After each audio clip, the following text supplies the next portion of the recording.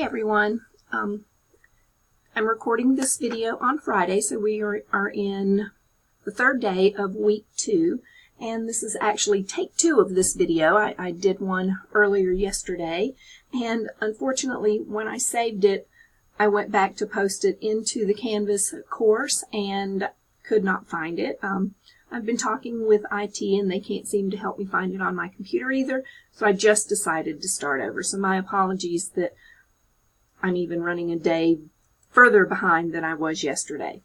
I'm going to talk just briefly about this week's topic, but then I'm also going to start with just a couple of housekeeping items.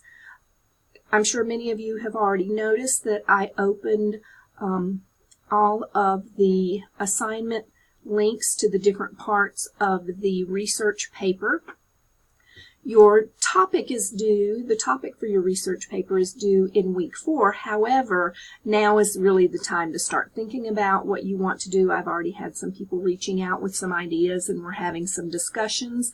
And topics need to be discussed with me and approved by me through email, and then I will go into the assignment link and post your topic. So a good place to start when you have an idea is to go into the research paper topic assignment link and look, because I will be building that list. I think there's one there right now, but I will be building that list as people reach out to me and have their topic approved. And because each topic can only be claimed and utilized by one person, you'll definitely want to look at that and you'll want to start thinking about it. We have a very large class this semester with 27 students, and so many topics will begin to be approved and taken up. Another thing to keep in mind too is that depending on the specific nature of your topic, you may still be able to do a topic related to, for example, a biological factor that may influence development. If you look at a different specific, whether it be overall development or a specific domain or a specific age. So just because a broad category, say Down syndrome, is already taken, look carefully at the titles that have been approved, because your topic may be able to be tweaked a little bit or narrowed a little bit to be approved. So I think that's all I have related to that, and so I'm going to talk for just a couple of minutes today about educational research. That's the topic for the week.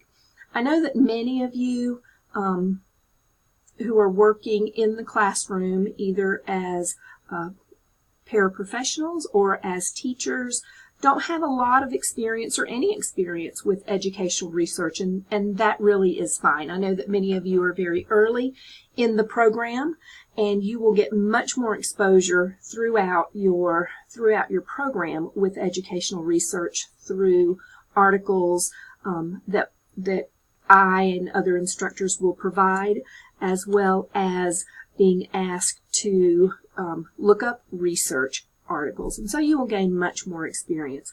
But it's not uncommon for practitioners who have been in the classroom working with children to have little or no experience with educational research that you're aware of. But probably, as if you look carefully at the curriculums that you are using, many of them are thankfully backed in a lot of very deep research, and so you are actually using evidence-based, research-based practices in your classroom through many of the curriculums that you use. But this week's topic is a little bit different in how you can use educational research in your program here at UNC and in your classroom. So I'm going to talk about a couple of types of publications that you may or may not have seen.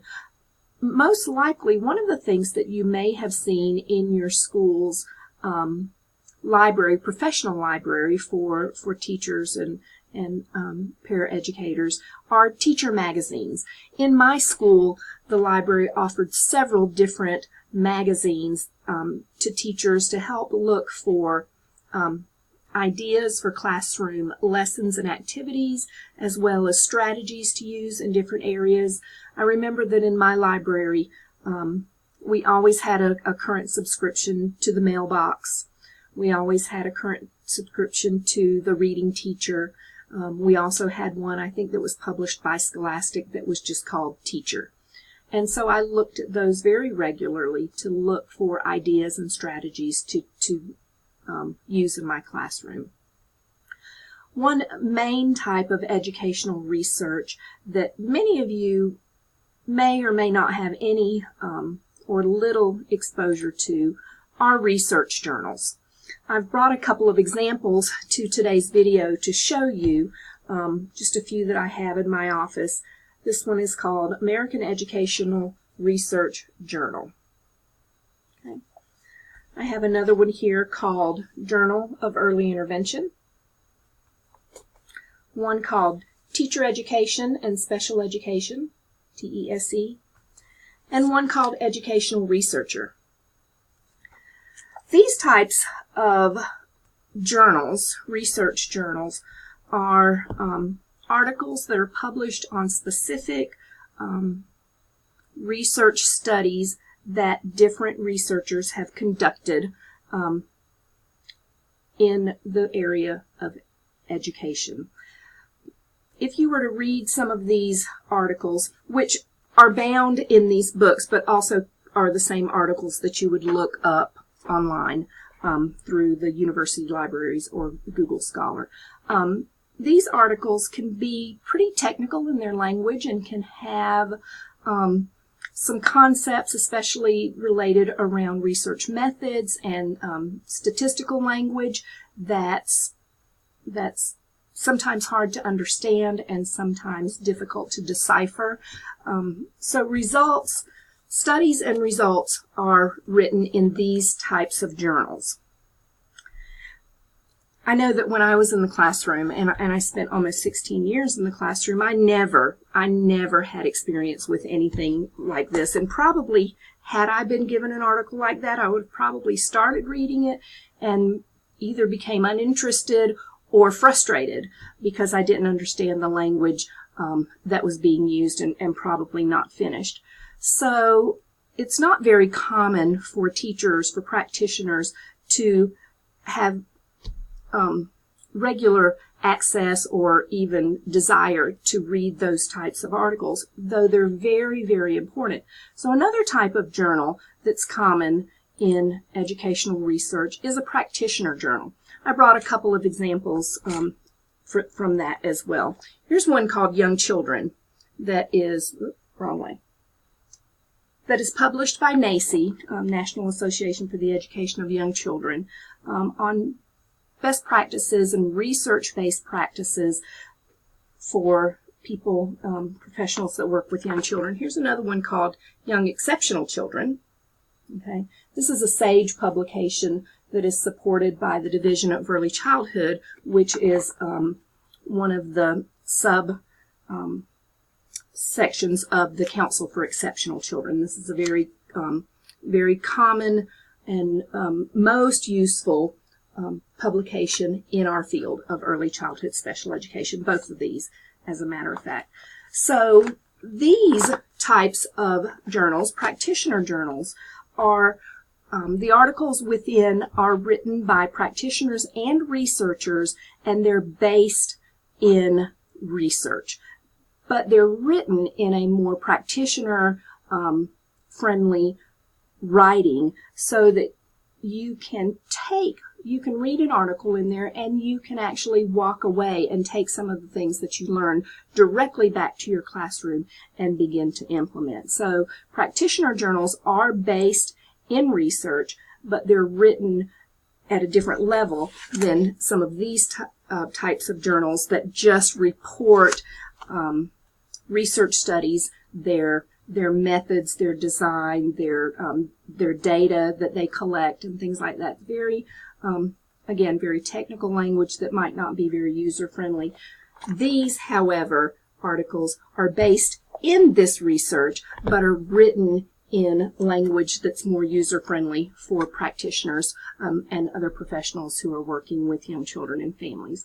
So I would encourage you to become familiar with both types excuse me, of journals. This week we're talking about educational research, and one of the reading assignments for you is an article called How to Read a Research Article, and that's very important. As you progress through the program and you are assigned through this course and other courses articles to read, you will start to see a pattern of how they organize these articles with outlining, giving a short literature review of existing research that's available, talking about the participants, the setting, the methods of the research, the implementation, the data collection, and then at the end, the results of the intervention or the study and some discussion. So you'll notice sort of a pattern throughout these articles that you will be reading. And just start keeping, you'll get more and more familiar with it, and keeping that in mind, those of you who are working toward the master's degree in our program who will implement your action research project at the end of the program, you will be designing and writing your own study to implement either in your own classroom or in one of your practicum settings that uses all of the components of that. And so the more you read it, educational research and studies, the more comfortable you will get with it. And it's not always easy. It just only gets better by doing it. So just continue to read through them, and a semester from now, a year from now, at the end of your program, you'll be surprised at how comfortable you are with reading educational research. But there are several different levels of what's out there for you. So I'm going to wind up there today, and hopefully I'm going to be able to keep my fingers crossed that I'll be able to save this one and post it in our Canvas shell in just a very few minutes for you all to look at. And I hope that you've had a really good week and are looking forward to a nice weekend. I will be talking to you all next week.